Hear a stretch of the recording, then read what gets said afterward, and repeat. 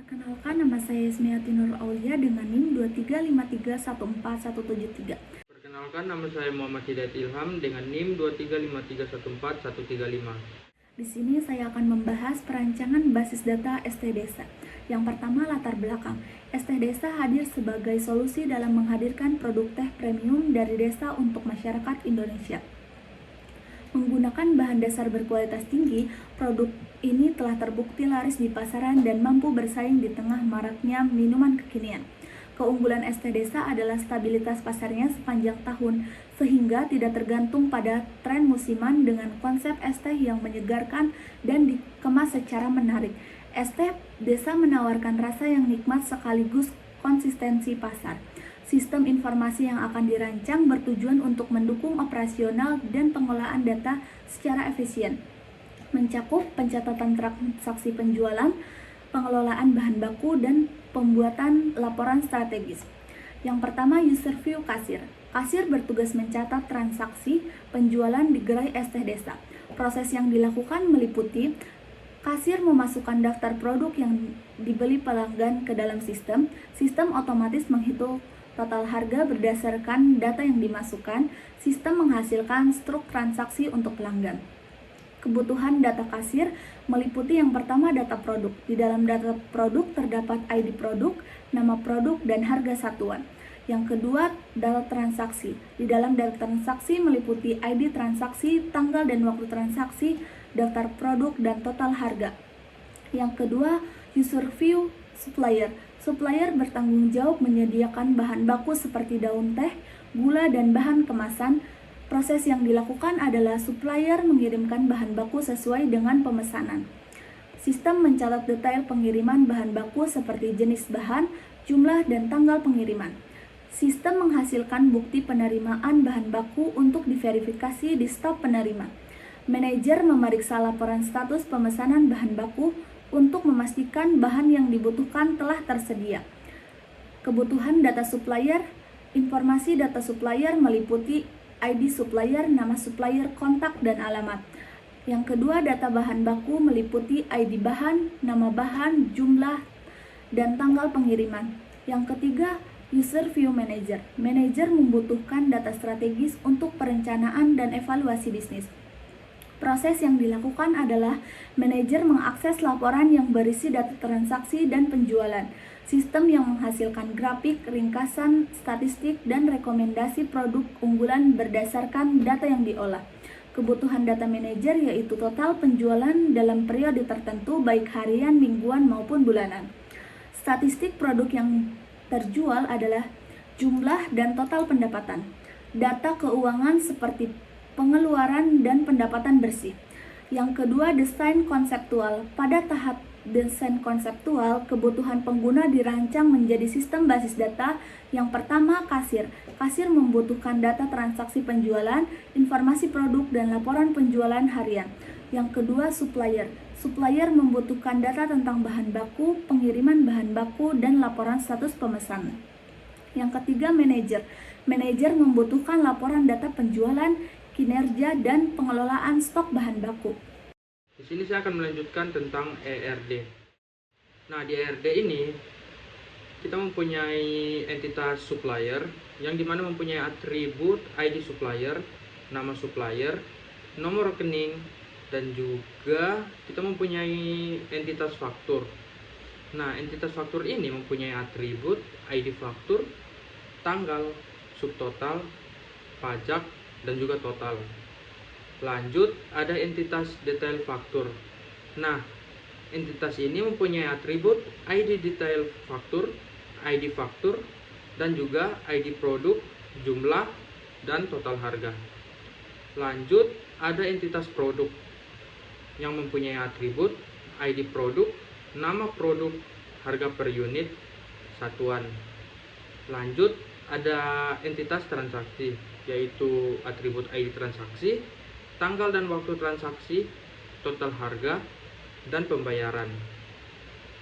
Lanjut, ada entitas detail transaksi yang mempunyai atribut ID detail transaksi, ID produk, jumlah, harga per unit.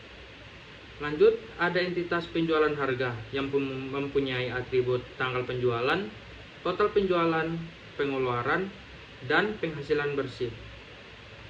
Nah, yang terakhir ada entitas detail penjualan harian yang mempunyai atribut ID detail penjualan harian, ID penjualan harian, ID produk, jumlah terjual, dan total penjualan. Nah, relasi dan kardinalitasnya yaitu supplier mengeluarkan faktur, yang artinya setiap supplier dapat menerbitkan banyak faktur, tetapi satu faktur hanya diterbitkan oleh satu supplier, yaitu one to many. Lanjut, faktur mencatat detail faktur one to many, yang artinya satu faktur dapat mencatat beberapa detail, tetapi setiap detail fakturnya hanya terkait dengan satu faktur. Lanjut, produk termasuk dalam detail faktur one to many, yang artinya satu produk dapat dijual melalui beberapa detail faktur. Lanjut, transaksi. Transaksi mencatat detail transaksi one to many, yang artinya satu transaksi dapat mencatat banyak detail transaksi. Lanjut, produk terjual dalam detail transaksi one to many, yang artinya satu produk dapat muncul di beberapa detail transaksi. Lanjut, penjualan harian. Penjualan harian mencakup detail penjualan harian one to many, yang artinya satu penjualan harian mencakup beberapa detail penjualan. Yang terakhir, produk dicatat di dalam detail penjualan harian one to many, yang artinya satu produk dapat dicatat di beberapa detail penjualan harian. Oke, lanjut logical design. Yang pertama, entitas supplier adalah pihak yang menyediakan produk. Nah, atributnya yaitu ID supplier sebagai primary key, nama supplier, dan nomor rekening. Lanjut, faktur. Entitas faktur adalah dokumen yang mencatat transaksi pembelian dari supplier yang mempunyai atribut ID faktur sebagai primary key, ID supplier sebagai foreign key, tanggal, subtotal. Lanjut, detail faktur. Entitas detail faktur mencatat rincian produk yang tercantum dalam faktur, yang mempunyai atribut ID detail faktur sebagai primary key, ID faktur sebagai foreign key, ID produk sebagai foreign key, jumlah, total harga. Lanjut, entitas produk. Entitas produk ini mencatat informasi tentang produk yang tersedia. Nah, yang mempunyai atribut ID produk sebagai primary key, nama produk, harga per unit, satuan. Lanjut, entitas transaksi. Entitas transaksi ini mempunyai atribut ID transaksi sebagai primary key, tanggal waktu transaksi, total harga, dan juga pembayaran. Lanjut, detail transaksi. Entitas detail transaksi ini mencatat rincian produk dalam transaksi. Entitas detail transaksi ini mempunyai atribut 1. ID detail transaksi sebagai primary key, ID transaksi sebagai foreign key, ID produk sebagai foreign key, jumlah, harga per unit. Lanjut, penjualan harian. Entitas penjualan harian ini mencatat laporan harian penjualan. Atributnya yaitu ID penjualan harian sebagai primary key, tanggal penjualan, total penjualan, pengeluaran, dan penghasilan bersih. Lanjut, detail penjualan harian. Entitas detail penjualan harian ini mencatat rincian produk yang terjual setiap hari, yang mempunyai atribut ID detail penjualan harian sebagai primary key, ID penjualan harian sebagai foreign key, ID produk atau foreign key, jumlah terjual, dan total penjualan. Oke, lanjut ke physical design. Nah, yang pertama, tabel supplier. Tabel supplier ini mempunyai atribut ID supplier, nama supplier, dan nomor rekening. Lanjut, tabel faktur. Tabel faktur ini mempunyai atribut ID faktur sebagai primary key, ID supplier yang mengacu pada ID supplier dari tabel supplier, foreign key. Lanjut, atribut tanggal, subtotal, pajak, dan juga total. Lanjut, tabel produk. Tabel produk ini mempunyai atribut yaitu ID produk, nama produk, harga per unit satuan, dan lanjut, tabel detail faktur.